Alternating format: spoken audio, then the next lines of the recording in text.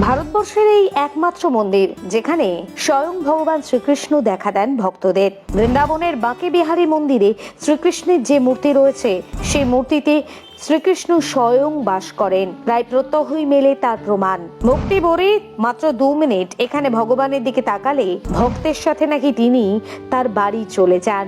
শুনতে অবাক লাগলেও এই ঘটনা সত্যি, কিন্তু জানেন কেন হয় এমন ঘটনা? কি রহস্য রয়েছে বৃন্দাবনের বাঁকে বিহারী মন্দিরের পর্দার পেছনে? জানুন বাঁকে বিহারী মন্দিরের প্রত্যেকটা দিন ঘটে যাওয়া কিছু অলৌকিক কাহিনী সম্পর্কে।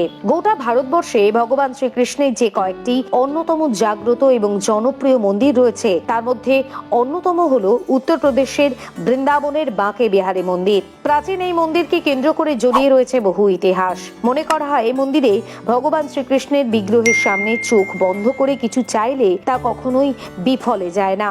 ভক্তদের জন্য এখানে সর্বদা ব্যাকুল হয়ে থাকেন স্বয়ং ভগবান শ্রীকৃষ্ণ। এমনকি তার কোনো ভক্ত একদৃষ্টে তার চোখের দিকে চেয়ে কাঁদলে ভগবান তার সঙ্গে সঙ্গে তার বাড়ি চলে যান। আগে হ্যাঁ, ঠিকই শুনেছেন। আর তাই কোনো ভক্তকে এখানে শ্রীকৃষ্ণের বিগ্রহের দিকে তাকিয়ে থাকতে দেওয়া হয় না। প্রসঙ্গত উল্লেখ্য, প্রাচীন এই মন্দিরে শ্রীকৃষ্ণের বিগ্রহ 3টি কোণে বেঁকে অর্থাৎ হেলে রয়েছে, তাই তাকে বাঁকে বিহারী বলে ডাকা হয়। শোনা যায় পূর্বে নিধিবনে শ্রীকৃষ্ণের এই বিগ্রহটিকে পুজো করা হতো, তাই অনেকে তাকে কুঞ্জ বিহারী বলে ডেকে থাকেন। প্রায় 16 শতকে স্বামী হরিদাসজি এই মন্দিরটি প্রতিষ্ঠা করেছিলেন। জনপ্রিয় গায়ক এবং কবি তানসেনের গুরু ছিলেন স্বামী হরিদাসজি। প্রথম অবস্থায় নিধুবনে বাঁকে বিহারীজির এই বিগ্রহের পুজো করা হতো। তবে একদিন অন্যান্য ভক্তরা হরিদাসজির কাছে রাধারানী এবং শ্রীকৃষ্ণের দর্শন ভিক্ষা চান। শোনা যায় তখন এই প্রার্থনা ভগবান শ্রীকৃষ্ণের কাছে নিবেদন করেন হরিদাসজি এবং এই বিগ্রহটি লাভ করেন। তবে এটি প্রতিষ্ঠা নিয়ে বেশ চিন্তায় ছিলেন হরিদাসজি। ব্যক্তিগত জীবনে তিনি ছিলেন একজন সন্ন্যাসী, তাই শ্রীকৃষ্ণকে উদ্দেশ্য করে তিনি বলেছিলেন, প্রভু আমি তো একজন সাধু, আপনাকে আমি ধুতি পরাতে পারলেও রাধারানীকে কিভাবে বস্ত্র পরিধান করাবো? হরিদাসজির এই কথা শুনে রাধাকৃষ্ণের যুগল মূর্তি একাকার হয়ে মিশে যায় এবং একটি মূর্তিতে পরিণত হয়। তৈরি হয় বাঁকে বিহারীজির এই মূর্তি। শুধুমাত্র এখানেই নয়, প্রতিষ্ঠার পরেও এই মন্দিরের সঙ্গে জড়িয়ে রয়েছে নানান গল্প। একবার নাকি এক সন্তানহীনা রমণী এই মন্দিরে এসে বাঁকে বিহারীজির কাছে সন্তান ভিক্ষা করেছিলেন। কাঁদতে কাঁদতে বাঁকে বিহারীজির মূর্তির দিকে তাকিয়ে তিনি বলে ওঠেন, যদি এরকম একজন সন্তান থাকতো তাহলে তার কতটাই না ভালো হতো।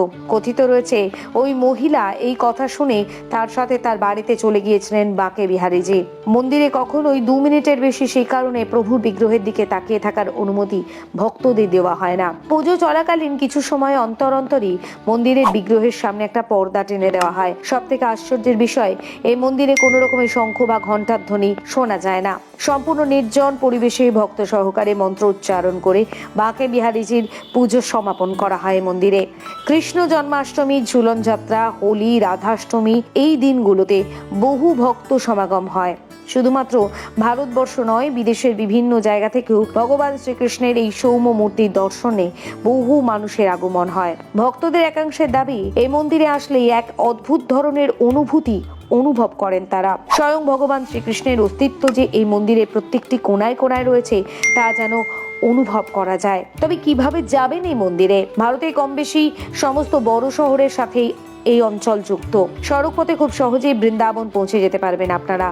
শহরের মধ্যে চলা বাসে করে আপনারা পৌঁছে যেতে পারেন এই জায়গায়, অথবা আপনারা ব্যক্তিগত গাড়িতেও পৌঁছাতে পারেন। তবে বৃন্দাবনে কোনো রেলওয়ে স্টেশন নেই। নিকটতম রেলওয়ে স্টেশন মথুরা এবং গোবর্ধনে অবস্থিত।